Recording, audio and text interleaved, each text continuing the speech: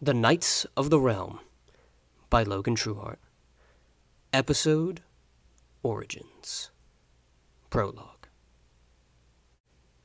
Andrian stares death in the face.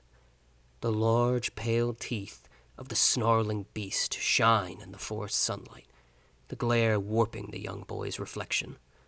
His body shrinks, while his face and neck enlarge. His brown eyes darken into tiny voids.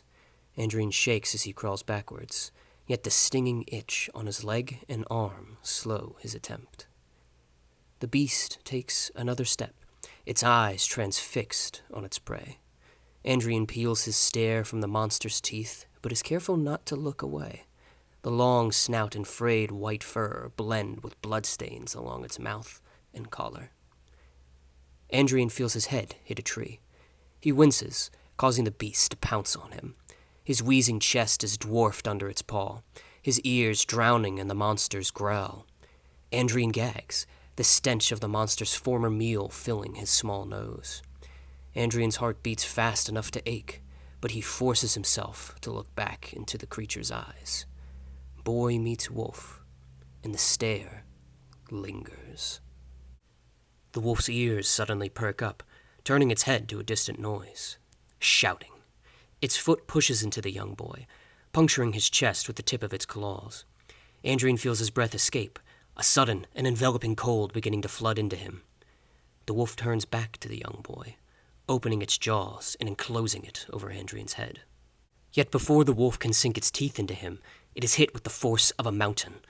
Andrian sees a man in blue and silver armor wrestle it to the ground, both beings struggling as they toss and turn on the forest floor. Little Andrian wheezes, putting his hand to his chest. Warm blood drips from his shirt. His eyes shake and spin. The man and the wolf circle around and around, some parts blending with the trees and sky. The young boy tries to focus, examining his savior. The armored man fights with a sword, but it does not stab the wolf. He clubs at its head and body with the pommel, trying to turn the blade, but dropping it as the wolf bites him. His cry is more angered than pain, but Andrian instantly recognizes the noise. His vision clears just enough to see their face, the blonde hair and beard of his father.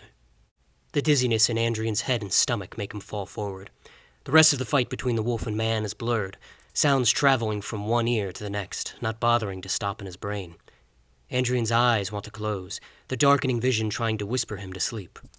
With all of his breath, he fights against it, even managing a smile as he hazily watches his father fight the hungry wolf. White wrestles blue, blue pins white. Their grunts and groans and cries of battle topple over one another. Andrian feels his eyelids twitch, but his vision becomes clearer as his senses refocus. Before he can see his father's victory, he hears it, the wolf's whimper sharp against the calm forest wind. "My son," Anduin breathes. "Are you all right?" Andrian nods, but his neck feels weighed down. The wolf whimpers louder. Anduin shoves an elbow into its jaw, pushing the wolf further into the dirt.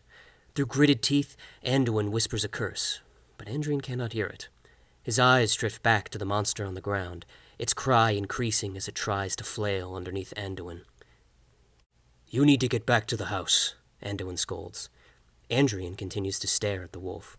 The white monster is young, small under his father's dominance. Anduin calls out to Andrian again, but he cannot get his son's attention. Sighing, he continues his scolding. "Andy, you need to stand and run. Your running off is getting—" Anduin sees the dirt beneath Andrian beginning to wet. He recognizes the thickness of the liquid, the off color it makes on the ground. His jaw clenches as he puts even more pressure on the monster's neck. "Take in your last moments," Anduin growls to the wolf. "I send you back to Unicella." Anduin grabs its snout and prepares to stab. Andrian meets its eyes. The wolf stops whining. Its last stare begs only for the comforts of company. "No," Andrian suddenly murmurs. "Don't kill." Anduin stops. His eyes narrow on his son. "Andy, this beast may come again. Now is not the time to—" "No," Andrian whispers, his eyes no longer able to stay open.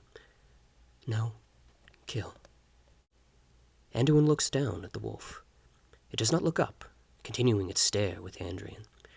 Anduin slowly releases his hand from its snout. Its eyes tremble, growing wider the longer it stays on Andrian. Anduin turns to his small son. Andrian lies on the ground, eyes closed. Anduin jumps off the wolf into his boy. The wolf scrambles up, scurrying off into the woods. Anduin scoops his child into his arms, cradling him gently. He examines his wounds to find the claw marks over his heart. Anduin's own heart skips a beat, but as he pulls away his son's shirt to examine them, he sees only flesh wounds. "Thank the gods," Anduin sighs, a small laugh escaping him. Rubbing his son's chest, Andrian moves under his father's care. Anduin pushes his chest, patting it as Andrian coughs himself awake. Slowly opening his eyes, he beams at his father. "Did he live?" Andrian asks. Anduin nods and smiles. Pulling his son close, he hugs him with both arms. Andrian quickly hugs his father back. "You need to stop running off," Anduin reminds while standing. Andrian groans. "I want to explore," the young kid argues. Anduin sighs, mumbling as he grabs his sword from the ground.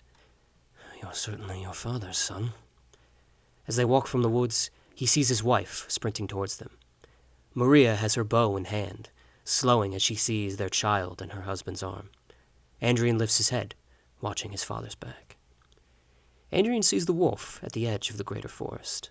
As their eyes meet, the young wolf turns and runs back into the forest.